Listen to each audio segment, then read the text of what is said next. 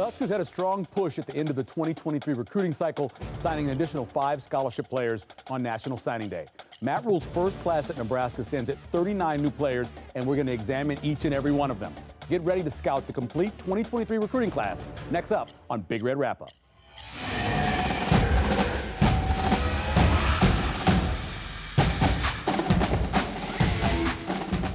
Hi, everyone. I'm Michael Severe, and welcome to Big Red Wrap-Up on Nebraska Public Media. For those of you who thought the 2005 class was big, this one's bigger. Joining me tonight, former Husker Jay Moore and, of course, Sean Callahan. Initial thoughts, 39 new players, but we all knew they had to kind of flip the roster, right? Yeah, a little bit. Not surprised at all. It's a little different scenario now, just how many guys you can bring in, and obviously with the transfer portal guys, but yeah, it's very interesting to see because we know attrition's coming. Yeah, not as much as I think we expected after the first of the year, and then once this full staff kind of got here. But I think once you get through spring ball, the guys are going to see the writing on the wall. So it makes sense to sign the big class, but he also is trying to rebuild this team and rebuild this program. So he's trying to get guys that fit what they want to do going forward. So it's, I mean, I rarely have this blue piece of sheets up here, but there's so many names. Yes. I need it tonight. So give me a grade.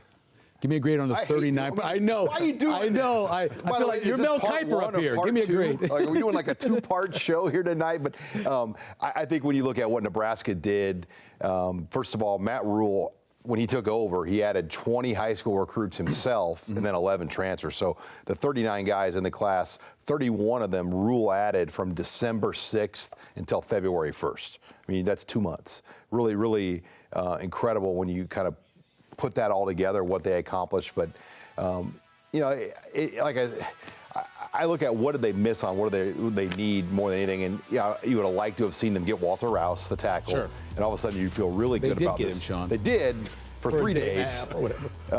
And everybody celebrated. Then he switched to Oklahoma. But yeah. I just think that's probably one area where you would have liked to have seen a starter quality player added. But I think, you know, the receivers, the O-line, for the younger linemen, they did a really good job filling those needs. Based on coming into this whole thing, transfer portal, rank these for me: quarterback, wide receiver, pass rusher, O-line. What was most important, the least important for you? Always going to be most important is O-line, D-line guys. I think that's always very important. So pass rushers and O-line? Correct. And I think getting Jeff Sims out at quarterback was a big get. Just with Casey Thompson's injury going forward, and just trying to maybe Casey in their mind might not fit to what they want to do offensively with Satterfield going into next year. So they had to probably get someone to come in there. But obviously you saw depth was an issue with this football team. This offense was vastly different once Casey was out and they were trying to do Purdy and Smothers. Things did not click the way they wanted to. So they needed to get a guy in there. But I definitely think getting you know, Judy and the Lenharts and these guys that are no, Lenhart wasn't a transfer, but just guys who are able to play on the edge, play on the interior line, and then you're getting, you know, Barnes from Georgia, Hood, you know, those guys. I think always getting those guys up front are going to be most important to building this back to where it needs to go. What about for you? What was most important in terms of adding? Yeah, I think for me, the receiver position, first of all, when you add Xavier Betts and Isaiah Garcia-Castaneda, Nebraska brought in 10 scholarship wide receivers. Yeah. I think there's 16 now on the chart. By the way, that's more than Nebraska has on scholarship for sports like volleyball, women's basketball, softball, baseball. That's just one position group. So they hit the receiver position hard to make sure they had enough quality bodies there, whether it's transfers, high school recruits. I think defensive line, I like the combination of young and old they added together. I think Elijah Judy can play rotational quality reps. I think what's different about him from Stephon Wynn and Devin Drew a year ago is he's here right now. Those guys didn't get here until last summer. Yeah, it's big time. And that's what I like about these 11, that all 11 transfers are here today. And they're going to get the full winter, the full spring, the full summer. Where, you know, when you go back and look at the last year's transfer group, Nebraska had 16 when you had Brandon Moore late in that group. Right. A lot of those guys didn't get here till the summer. We're going to talk a lot about wide receivers because you mentioned the class is so big. But if you look at the top 6, would you agree? Marcus Washington, Alante Brown, we'll throw Xavier Betts because he's back, Garcia-Castaneda, Billy Kemp, and Josh Leak, the 2 transfers. That top 6 compared to last year's top 6, I think is pretty even. Yeah, it's not a drop-off. You know, and you wonder if there's room for a Malachi Coleman, a Jaden Doss. Could one of these freshmen sneak in there, or 2 of them? Who knows? And, you know, Matt Rhule said today when we interviewed him on our show that he's got a few freshmen that they think are going to play. In what position? He didn't want to say, but what position group are those guys? Could receiver be one of those groups? Well, I know Doss can run the 9 route. I guarantee you that. Just run fast, kid.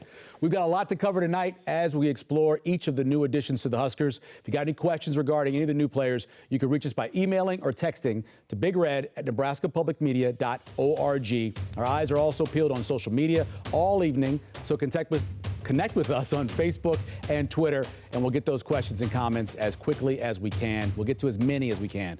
Here's this week's all-new sideline survey. What are your thoughts on head coach Matt Campbell after 2 months on the job? Great. He recruited hard. Okay.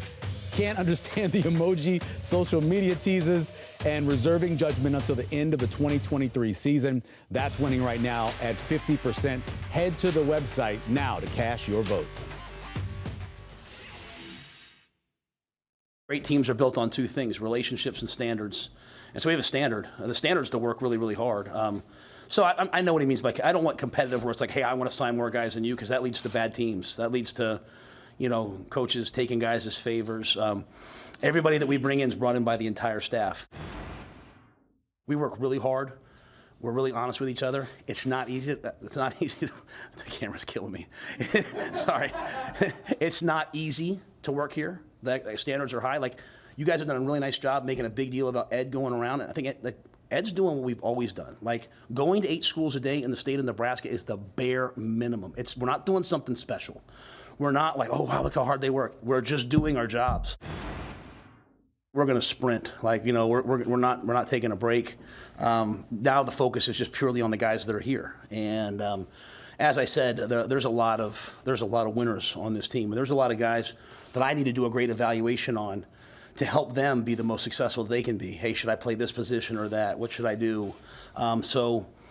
I gave the coaches a couple days off here, but I'm here right now. I'll be here all week, and from here on out, we're working on 2024s, we're working on 2025s, but most importantly, to your point, working on this team and getting ourselves ready to be in a good place for spring ball. Before we get to all the additions, a couple topics we want to hit. First of all, there's been an argument or discussion over California, Texas, Florida, Georgia combined, the band and the state line. And for you, how important is Texas? Because they've invested in Texas again, like they were almost back under Bo. Yeah, I think it's vastly important. Reason being just because the sheer size of it and the talent's down there. And he's obviously making a concerted effort to put his focus on there, obviously with his connections down at when he was at Baylor, but bringing coaches, high school coaches up here, and he's creating that pipeline. I think it's very, very important. I mean, you just look at the talent that's coming out of the Dallas area, the West Texas area, the Austin area. There's so many. San Antonio, I know it's not as good as, but there's just so many. The East Texas area is a great recruiting area. So just creating that pipeline is very important. It's hard for me to look back on my career at Nebraska and think of players that came from Texas who weren't very good. Most of them they come in and compete right away is because the football down in Texas is such at a high level. You're playing in front of 40, 50,000 people every Friday night. It's so important to them down there. So I think it's very key, and I think that creating that pipeline is very, very smart for Matt Rhule going forward. Important Texas and bringing these guys along, Sean? Right, and you look at this group of guys, Bob Wager, Arlington Martin head coach, highly respected 200-game winner as a high school coach. Garrett McGuire, son of Joey McGuire, former Cedar Hill high school head coach, played at Baylor.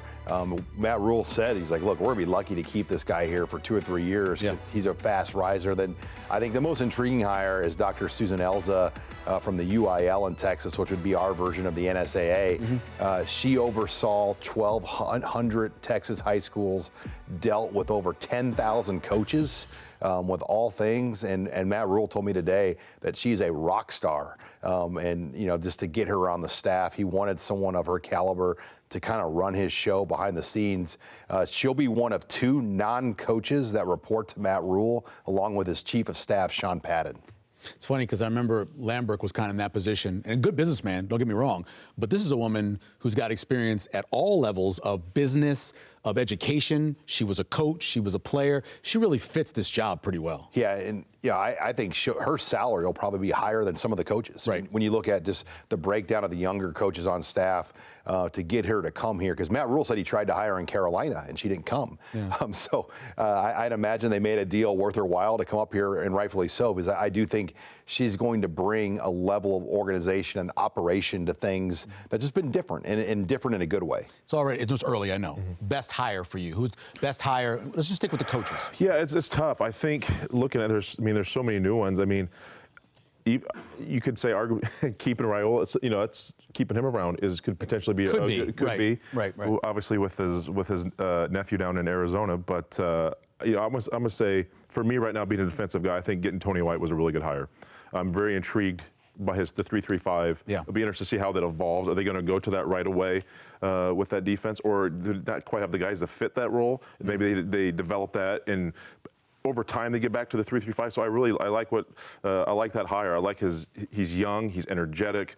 At Syracuse, he's been playing really good football here the last 4 or 5 years. So I like that hire very much, and I would say that's my 1A so far. Comes out of a pretty good coaching tree too. San Diego State had a guy pretty good with the 3-3-5. What do you think? Who's Well, your I best like hire? White, but I won't copy. I don't want to be that piggyback Don't cheat off off what his Jay paper, said. right. The bad Big Red Gap take here. But Yeah. I like the Wager hire in a lot of respects. Yeah. It reminds me of when Joey McGuire was hired by Matt Rule at Baylor. Right. Just a very promising high school football coach that has led a high-level program for 20 years.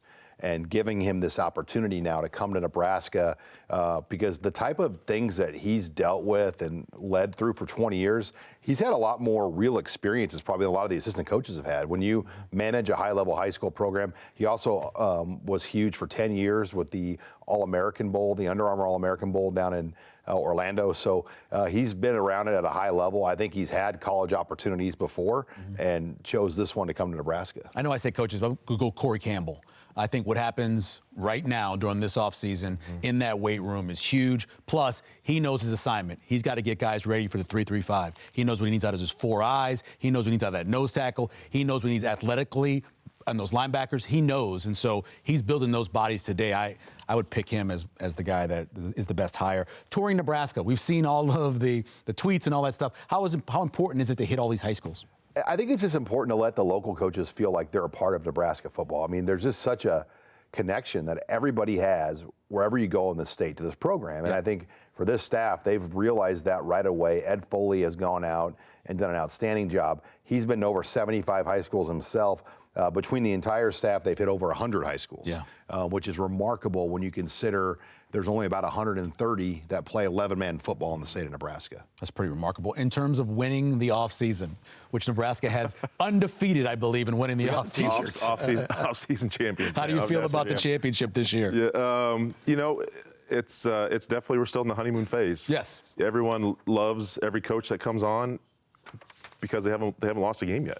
And it's all hypothetical situations, and it's all, rainbows and bright, bright blue skies and sunshine. But it's going to be interesting to see, how that evolves and changes come next fall. But I think so far, I love the effort. Yep. The effort, and that's what's so funny when people I've talked to are like, I can't believe how hard they're working. And Matt Rule already mentioned this. He goes, that's normal. That's expected. That's expected. We're doing our jobs. I just think previous staffs just weren't able to get to that. And I think perspective is a key word here for this staff, because you say we have to do something or we get to do something. I feel like previous staffs thought we had to do certain things and they didn't want to. I feel like Rule and his staff now say we get to.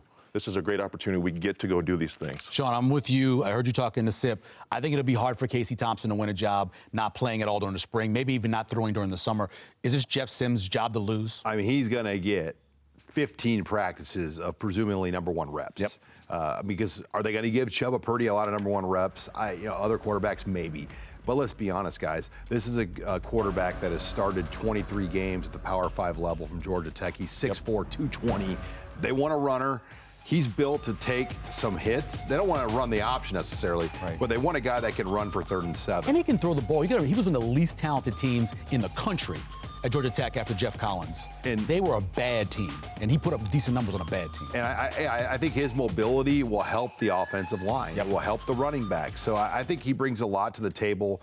The better question is, what will the August look like when Casey returns? How will they stage a competition? Right. And, if Casey doesn't like how it's being staged, how's he going to react? I mean, it's an interesting situation to watch here in the coming months. You almost have to let it play out into the season. That way you keep both guys around. That's the best way to do it. That's just a taste of what we'll be talking about so far on the show today on Big Red Wrap-Up. After the break, though, we'll dive deeper into all of the players, starting with the offense and side of the ball. But first, a look back at 2022. My friends at Hail Varsity, we're back soon.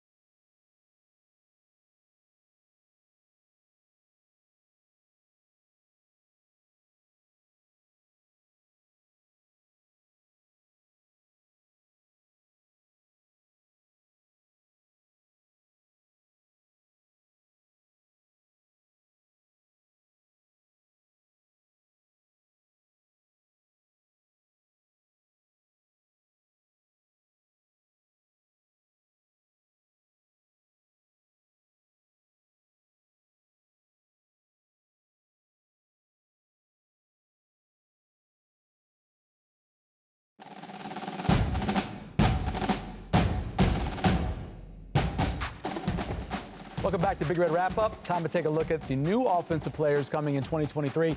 We start with a packed wide receiver room. We start with Demetrius Bell, 4-star wide receiver out of Nashville. Nothing but slip screens and under routes. That's all you see for him, but looks pretty talented. Yeah, just very good in space. Can return punts as well. Yep. Was one of the better receivers that was available late. Nebraska went out there, kind of tag team that up with their Bussin' with the Boys interview, and then they did an in-home visit with him, got him the link, and he committed. Important to have different size guys, to have that. You can have some that are under 6 foot, then some over 6 foot, some in the middle. Yeah, because you like that. You to operate in the hashes, you want some guys that can kind of sneak in there, and then you want your big guys to operate on the sideline. The fade routes, the jump balls, those type of, the Malachi Colemans would fit into that, but he's definitely the guy you want between the hashes, and those guys, those are matchup nightmares when you get guys in the hashes in between there. Those guys are always tough to deal with. Go ahead. He was committed to Michigan State at one time too. Right. Jeremiah Charles is interesting because he's one of those guys, didn't play a whole lot of high school football. Really good basketball player. Watch that tape. Watch him dunk. Interesting story, the way they ended up getting him. Yeah, he's a track guy, too, as well as basketball. Yep. Actually was listed by 6 foot by Nebraska on the official release. 47.8 triple jumper. They love the triple jump numbers. And he's a guy that could have 3 to 5 dunks a basketball game. You see that explosion. He plans to run track.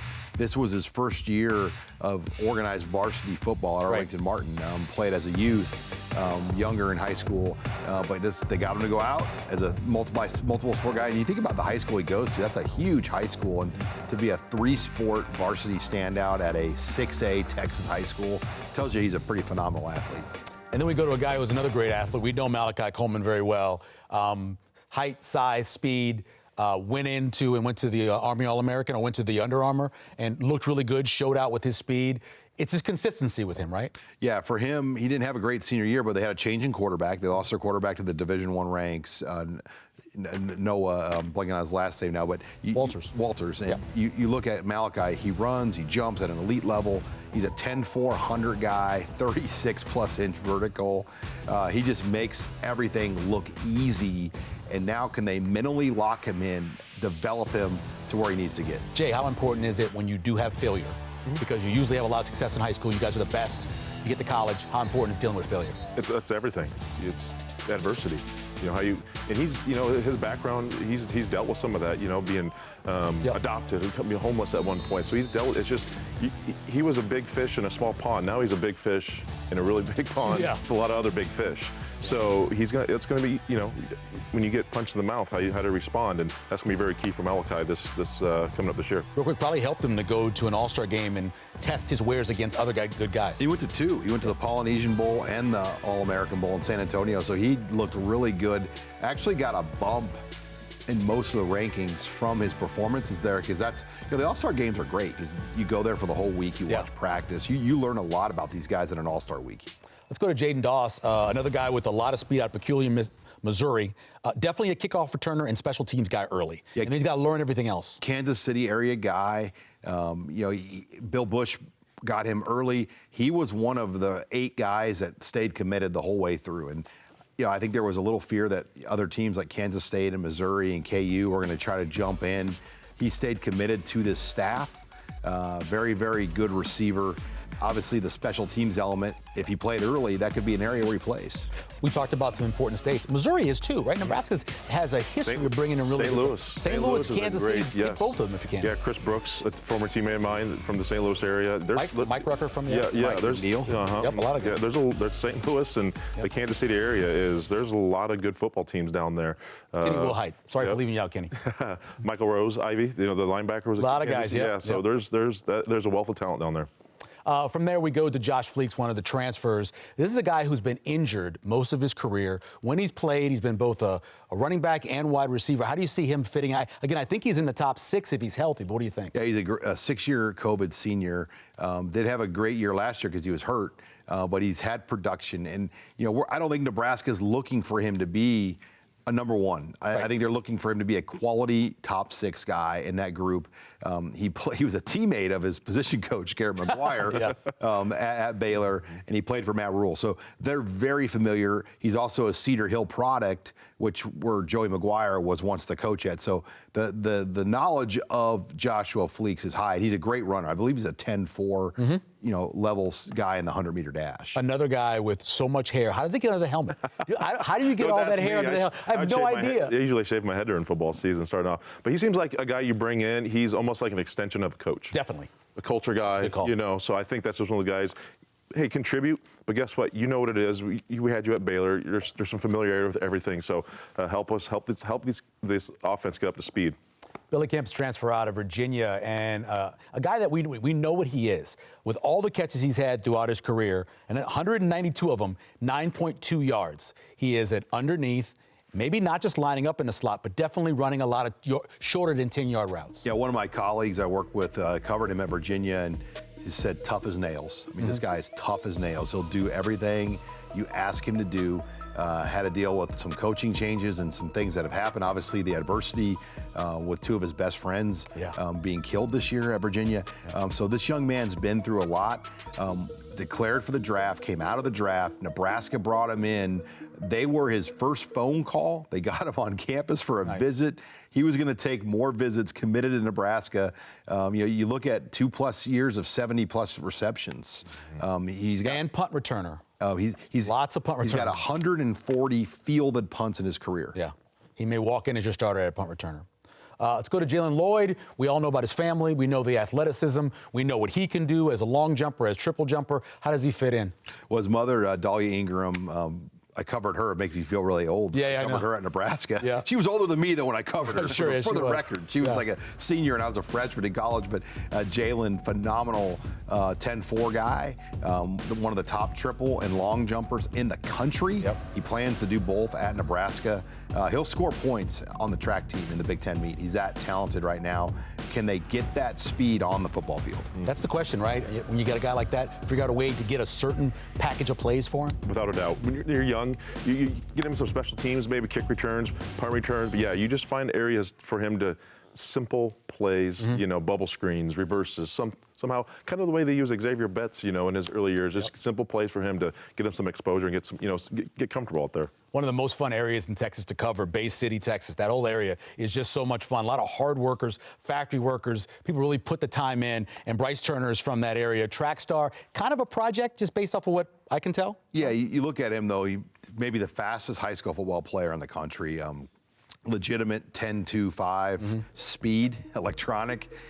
He has a chance to be the all-class winner in the 100-meter dash in the state of Texas. So when he steps off the plane in Lincoln, he'll probably be the fastest human being in Nebraska, unless Kenzo Cotton's still in town. Yeah, that's true. So That's true. I don't want Curtis coming after you. Yeah, right. Kenzo is probably still the fastest, but there won't be too many people walking around this state faster than Bryce Turner. Once again, like Jalen Lloyd, can they get that speed on the field? And they're doing a great job of using it there at Bay City. Real quick, you're hearing a common theme, right? Speed. Yeah, you can't teach it. You can't. You got to be born with it. Yes. Maybe you can get a little faster, but you got to be fast to start off with. That's only one running back, and Quentin Ives is that running back. I've watched a lot of tape of him today, and I know this is a bit of a stretch, and maybe his name's out there, but Arian Foster. I watched Arian Foster as a freshman at Valley High School in New Mexico. He then ended up going to San Diego and having a great career. But big, tall, lean backs like this, you don't see him much. This is a big kid. Yeah, 6'2" is a tall running back. Yeah. And he's a big 6'2". Yeah, he looks bigger than 185 to me, too. And you go back to the relationship. E.J. Barthel was recruiting him at UConn, so they have a really good familiarity with him, and they jumped on him right away. Yep. Looks like he's playing against little kids in the video. He's so big. It's like, why are they playing against 8th graders? But he's just that big. Let's go to tight end, a very important position for Nebraska. Ismail Smith-Flores, a guy who played wide receiver in high school, but I think they got a steal here. This kid's going to be 240, 245, 6'4", 6'5". He has a chance to be really good in the Big Ten. And his dad played at Iowa as an offensive lineman for Nebraska's new or their current offensive analyst Frank Verducci. Yep, coached him on that staff. So there's connections there, but the Bob Wager connection is the big one. Iowa was probably where he was heading. The Hawkeyes thought they had him. Then Wager gets hired by Nebraska. Kind of put things on hold. He took his official. It was over. You got to give the staff a lot of credit. Just the way they identified him and got him figured out right away, because they needed a tight end from the high school ranks in this class. Yeah, look at his lower body. You'll see how big he's going to be. It's kind of like when you have your dog has big paws, right? It's going to be a big dog. He's got a big lower body. Eric Gilbert, speaking of big dudes, this guy is an enormous human. Listed at 6'5", 253, but he's probably closer to 280. Went to LSU, had a great freshman year. Not so great at Georgia. Now Nebraska gets his third shot. Yeah, there's always you and I were talking before the show. There's always a reason you transfer. So obviously he had some issues at LSU, had some issues at Georgia. Hopefully he can come here, get his head on straight, just get some structure and become what he was supposed to become, and become one of the best tight ends in the country as he was recruited to be. So listen.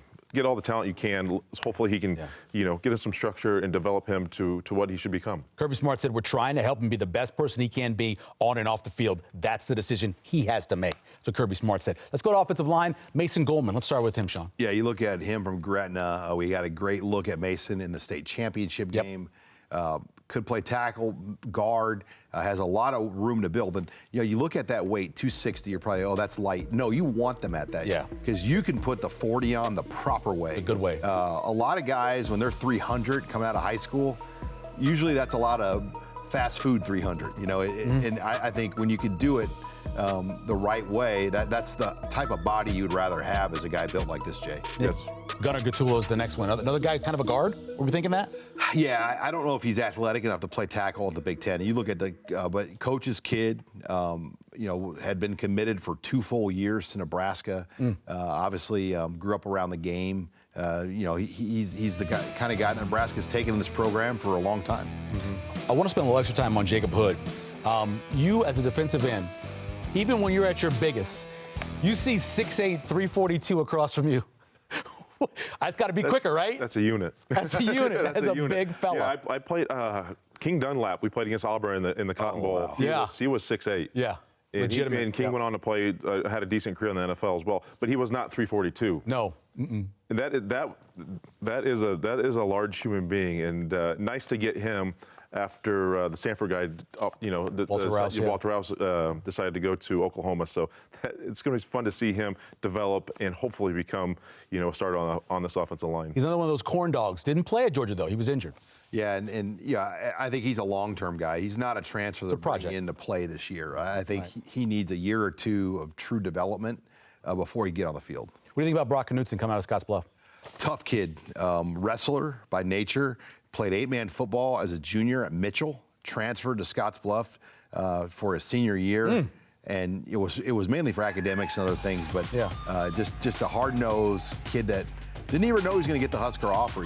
He wasn't going to come to the spring game. The old staff said, just come to the spring game. And he did. They offered him, and they were surprised. He was going to commit to Iowa State. Matt Campbell had this guy. Matt Campbell flew his plane to Ames last January to go see him. He's got a nasty streak, too. But, yeah, he's a guy that you want in this program, has the toughness and the edge that you like to see in those linemen. Jason Machacek is the second highest rated player in South Dakota. He's from Pierre, and another big unit, 6'5", 320. What I like about him is his explosion. At that size, his shot and disc marks were number 2 in the state last year. They were better last year than Cam Jurgens' marks ever were in high school. Wow. He got beat by a Husker thrower from Sioux Falls in the state meets. That guy's back again this year, I believe, too. So, he is right up there as one of the top throwers in the country. So that tells you at his weight, he's moving. And his dad's a coach, played at Chadron State. Right.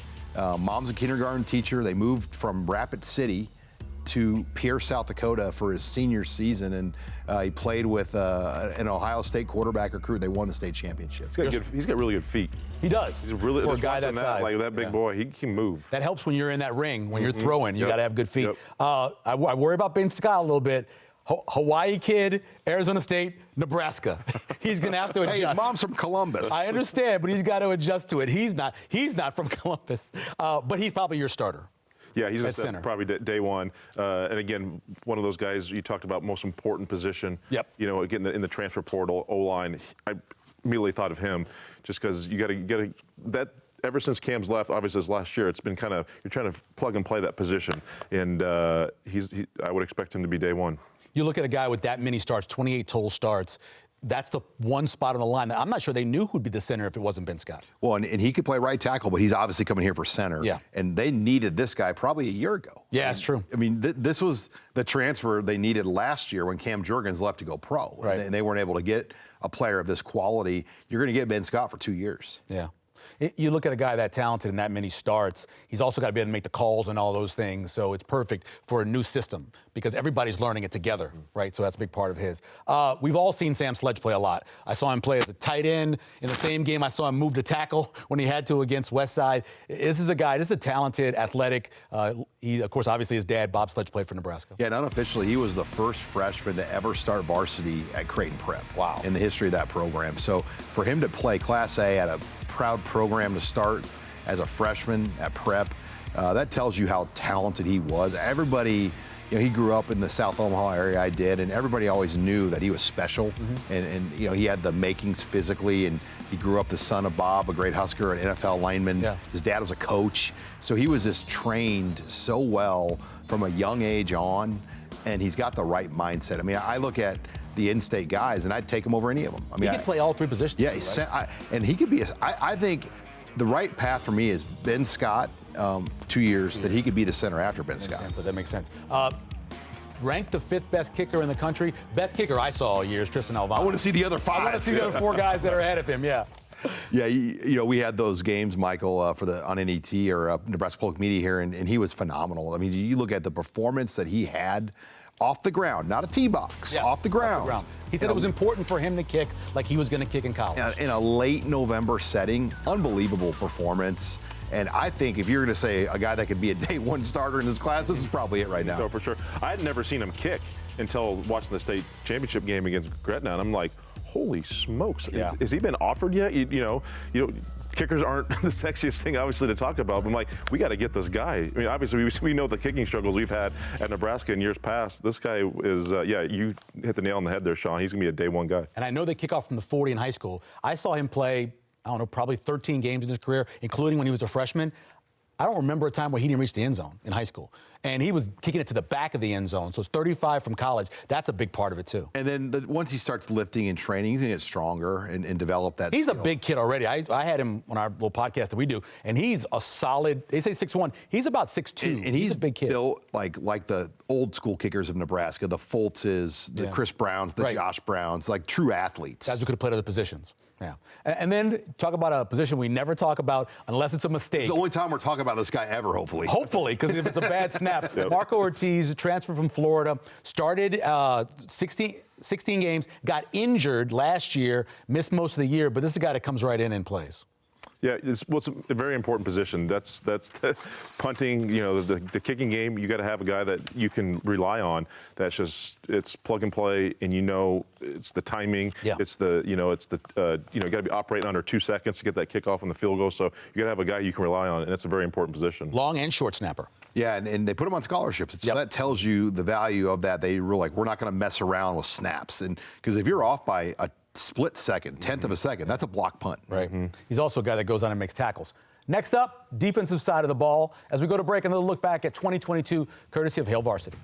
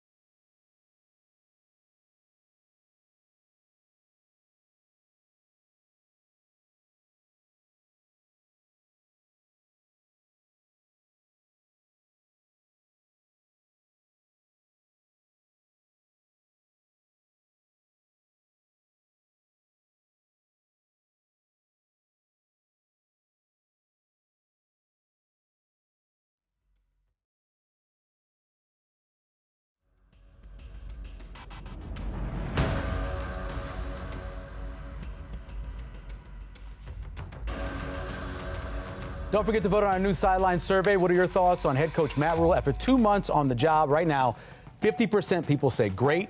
He's recruited hard. 33%, of course, reserving judgment. Not a surprise. A lot of people are going to feel that way. Welcome back. Thanks for joining us as we continue to go through all the defensive players now. I am joined, of course, by Jay Moore, former Husker, and Sean Callahan here on the wrap-up. Let's get into the defense. Sua Lafutu. I'm going to point this out every time. This is a guy that's built for the 3-3-5.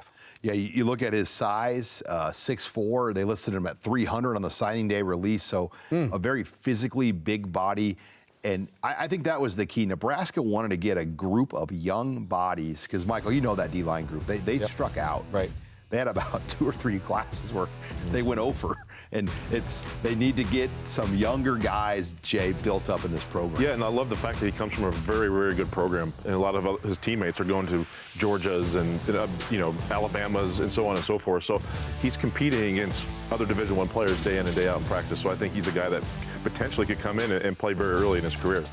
Let's move on to Cameron Linhart, a guy who fits a couple different spots. Talk a little bit about him and where you think he fits in the defense. Yeah, like him a lot. Obviously, I believe, Sean, he was committed earlier, decommitted, and committed back, right? Yeah, this was a Mike Dawson guy, and he's a leader. He was the captain of IMG Academy. So when you look at kind of what he did there, he played for one of the better programs in terms of talent, was voted the leader of that team, and just wanted to get a feel for the new staff. And after talking to him when the new coaches came in, he said, you almost felt like he liked the new group better than the original group. I mean, just in terms of the direction it was going with Matt Rhule. I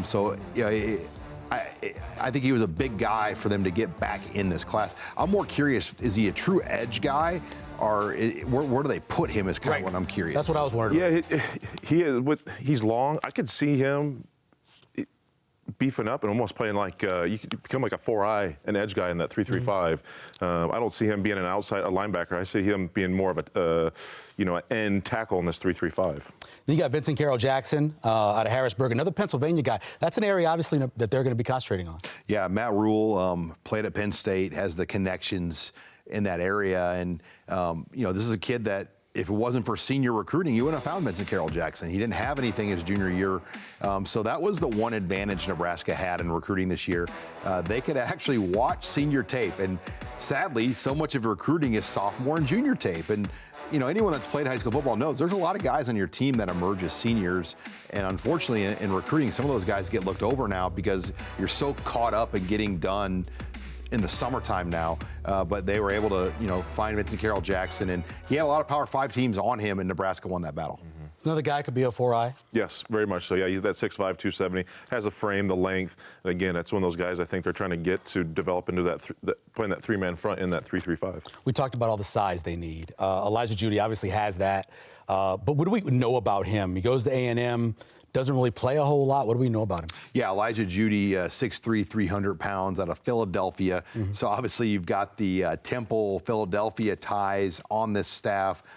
They were familiar with him. His position coach at A&M was also a former Matt Rhule assistant coach at one time. So Matt Rhule's web extends pretty far. You heard him talk about Fran Brown at Georgia, his former assistant. Well, one of the highest paid assistant coaches in the country is at A&M, and that's his guy there. I think they had a really good insight on him. And I look at him, compared to him like a Stephon Wynn or a Devin Drew. The difference is you're going to have him here right now to go through stuff. He's going to probably play this year. I think he's in a position to play. Definitely. 20, 30 snaps a game for sure. Yeah, they just don't have enough numbers for him not to play, right? No doubt. I mean, they especially when Colton Feast didn't come back and some other guys. I mean, they're probably, in my opinion, at least one body still short there on that 280-plus D lineman area. A guy I saw play a couple times this past year is Maverick Noonan. We know about his dad, Danny Noonan, first-round pick. We know how good he was, an All-American. What do you think of Maverick? I think he's a good kid. Obviously, comes to the lineage that he comes from. Love his motor. Hard worker. He's has a little raw, but his dad's been working with him as well in the offseason on all this. I mean, his dad knows what he's doing as well. So get a little bigger, develop. I don't see him. I see him as probably not the red shirt coming in here, but I love keeping the in-state talent here, and that was key with Maverick. Was there a chance he wasn't? Or do you think they had him locked in? He was locked in. I mean, they visited Stanford just to kind of go on a trip. They canceled their Iowa official visit. So that was like something they were looking at doing at one point. But I think they just wanted to go through the process, and rightfully so. I think everybody, if you get the opportunity to be a true Power 5 recruit, it's a little fun to go on a couple of these trips. And they did go to Stanford, but he was a Husker all the way. He's got a younger sister, and he once told me, he's like, I couldn't be away from my little sister. Right, yeah. He wants her to be able to see him play, be at the games with the family, and we now know that his mom and Coach Rhule have quite a ping pong rivalry going on. So that's going to go on over the next 4 or 5 years. The most natural pass rusher, in my opinion, is Princewill Umanyalan. He's a 4-star at Manor, Texas. This is a guy, top 30 edge rusher. He looks the part. He bends. He's linear. He looks like a guy who could grow into a true pass rusher. Yeah, Matt Rhule today said that they've got some guys they think will play right away. You wonder if he's one of them. Just with his upside, his potential. And the beauty of the 4-game rule is you can put guys out there for up to 4 games to find out who's going to cross that line of 4 games. And I'm sure he's going to be one of those players that they want to give a look to. A lot of it, too, depends on what do they think of Jamari Butler, Blaise Gunnerson. How does he stack up potentially to some of the other edge guys in this program? But there's no doubt this was a great find. His mom owns a African restaurant in Austin, Texas. Matt Rule went in there, had lunch. I saw the picture. Yeah. Worked that hard, and that won the internet. I mean, there were like tons of people just praising Matt Rule just for all the little things they did to get in front of Princewell. Saying high motor guy is pretty cliche, but Riley Van Poppel looks like that on tape. Kid out of Texas, of course, his dad was a great baseball player, Todd Van Poppel. You talk about what you see from him. Yeah, again, a really good athlete, obviously a great lineage. Again, motor. That's what you got to have to be a defensive lineman, and just play defense on purpose. But if you want to play at a high level, that comes first. Effort. You can teach the techniques, hand placement, all that stuff. But he already has enough God-given, the size and the length there. But I like his motor, like his engine, his ability just to get after it. And again, I don't know if he comes in and plays right away. I think he could potentially have to redshirt this year, just a little raw on some of this film, but going against better talent at the Big Ten level. But again, another Texas guy, great family lineage. And effort, man. That's very, very important. Kai Whelan next, junior college guy, has some experience, can come in, 8th rated edge out of JUCO. I think he uses his hands real well for his size, kind of explosive. What do you think about him, Sean? Yeah, the connection there, former Nebraska graduate assistant Johnny O. Oh, yeah. He was the GA for when I was at So he's the head coach at American River. And obviously Vince Ginta had the connection there, and so they got him on the radar of Nebraska. The new staff went out there and got Kai Whelan. He's a 3 to play 4, so he's played 1 year, but he'll have 3 more years of eligibility now to still play college football. And he's here right now, and they're very excited about Kai and his upside. He's a full qualifier. It's very common in California to go to JUCO, and then try to get out of there and play somewhere a year later. Comes from a private Catholic school, I believe, out there in California, and he'll come in focused, dialed, and ready to go. It's a few guys, Sean, that we really don't know maybe where they'll fit. Chief Borders seems to be one of those. He's originally out of Georgia. What do you think about where he fits? Smart kid, by the way. He's an academic he's an honor roll guy. Yeah, I'm intrigued because he's got a personality, and MJ Sherman's got a personality. So they brought in some edge guys that are going to light the room up. And you could already just look at this picture of it, Chief. You can tell this is a guy that is going to bring energy to the practice field. He's going to bring energy to the workouts. We've already seen kind of videos and snapshots of him getting after it. So I think he's going to have to, prove himself, but he's in a position, once again, it comes down to where's he stack up to the Jamari Butlers and the Blaise Gunnersons, and those competitions are going to be intense with all those guys this spring. You like him for this 3-3-5 in? Very much so. Or rusher, linebacker? I think you can do you put him at multiple positions with his side, and just with his energy and his motor, man. He's all over the place when he's out there when he plays. So love what he's about, and I think he could play the edge spots, or even back up and play behind the big boys as well. One of my favorite players in this class, Eric Fields, is not a very big guy right now, but plays big, very fast. He is the ultimate sideline-to-sideline guy of Oklahoma. And did you ever watch his dad box, Michael? Was he ever on your boxing radar? He was not on my list. He wasn't. I thought his dad was Mark Fields, former New Orleans Saint. Then I had to go look and see. He's like, oh, no, it's a boxer. But he plays like a boxer. He really does. And I have friends that cover Oklahoma, and I go, what am I missing here? He had 180 tackles. He runs a 10.8. He's 6'2", 195.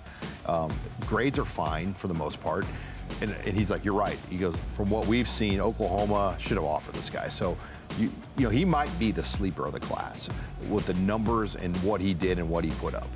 Well, Coach Rule was very high on this guy because he was a December signee, right? Yep. So he talked to him at length because no one really knew about him, and they found him kind of a diamond in the rough down there in Oklahoma and said, come play for us. We'll take that athleticism, we'll take that speed, we'll take that tenacity, and just a nose for the football, man. He's gonna be a good football player. Ethan Nation, where do you think he fits, Sean? He's a smaller corner, 5'10", had a lot of big offers early, and a lot of them probably ended up being committable offers, in my opinion. And his process just stayed open, and Nebraska got in. He was an Under Armour All-American, committed to Nebraska during that game, along with Cameron Lenhart. Yep. But yeah, he's your slot corner, nickel corner. I think he can do a lot of things. You wonder physically where he stacks up, but you don't have to be a 6-foot corner. I think sometimes we think, all the receivers need to be 6'5", and all the corners need to be built like Zach Bowman, and that's not necessarily the case. And some of Nebraska's best corners have been undersized corners.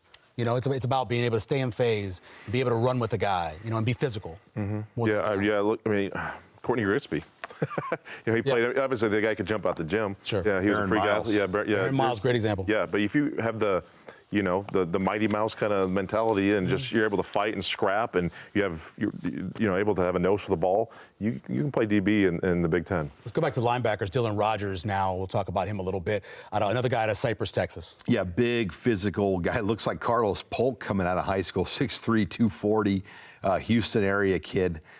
He was one of the original 8, the guys that were committed to this staff from the get-go, stayed committed, never really wavered on that pledge. The Matt Rule staff, for the most part, honored all those pledges. They parted ways with a quarterback in the class that wasn't going to be a fit for them, but they really liked him and made sure they kept Dylan Rogers in this class. Yeah, you brought it up earlier. MJ Sherman is one of those transfers from Georgia where he kind of fits. Obviously, he's athletic. We know that. He was the number 1, by at least one service, he was the number 1 inside linebacker coming out of high school. Didn't get a chance to play at Georgia. A lot of guys in front of him. Yeah, he's going to get it. Obviously, he's going to get all the chances in the world. I think he's a guy that just got to get his confidence up a little bit, and just he can play. And I think you go there and you get in a situation, you walk in the room, there's 3 first-rounders, in front of you at Georgia, and that's just, they're the best team in the nation, obviously.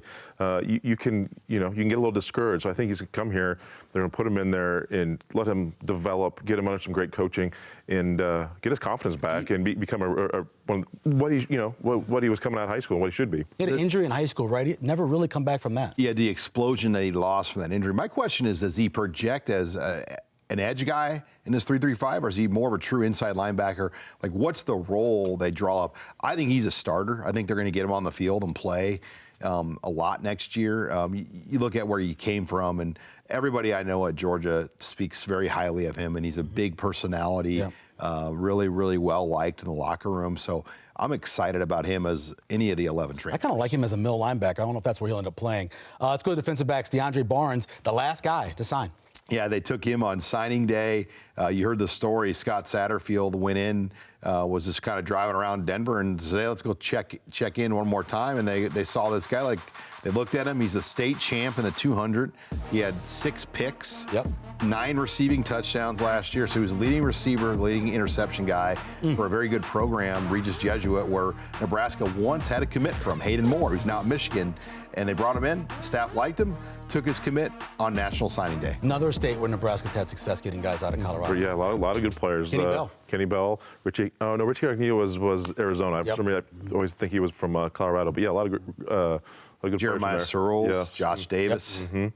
Dwight Boodle, great fundamentals. He'll press you. Obviously, his brother's DiCaprio. What do you think about him? Yeah, from the same high school as Corey Collier, who we'll show here. So they had that connection going on. But he was commit number 1 in this class. I mean, he committed really, really early on, stayed with that commitment to Nebraska and the new staff, never wavered the entire time. And I think you're always a little nervous. But the Boodle family, they've got a strange connection to Nebraska. Obviously, DiCaprio played here. Then their other brother played for UNO when they had football. So there's 3 Boodle brothers, and they've all played their college football in the state of Nebraska. That's crazy. And they live in Miami, Florida. By the way, after driving around Lincoln, I'd like to be in Miami right now because that's why they're not big on having these guys get up here early to early enroll that are necessarily from those places. Like, get them up here in June. You mentioned Corey Collier, another transfer, played 2 seasons at Florida. Pretty much just special teams, the only time we've seen him. Yeah, very limited body of work from Florida. But, man, that whole Florida was a mess this year. I mean, you look at their portal numbers and how many guys left that program. You just wonder what was going on under the hood there. They had as many Power 5 transfers as anybody. They barely could play their bowl game this year. Wow. Corey Collier gets a fresh start here at Nebraska. My thing is he's probably walking into one of the more loaded positions right now. Yep. He is. And you know what, though? He's physical. At 6'1", 180, I would have guessed he was bigger than that by the way he plays on. When you do see him run around on special teams, he really hits you. And where does he factor in with the Miles Farmers, the Marquise, like Omar Brown's back? I mean, there's a lot of things that safety room, that they have to feel good about. Isaac Gifford, he can be a nickel or safety too. Sincere Saifiola is 6'1", 175. Another IMG Academy guy. This guy was coming out when he was his junior at Tennessee. He was one of the top corners in the country.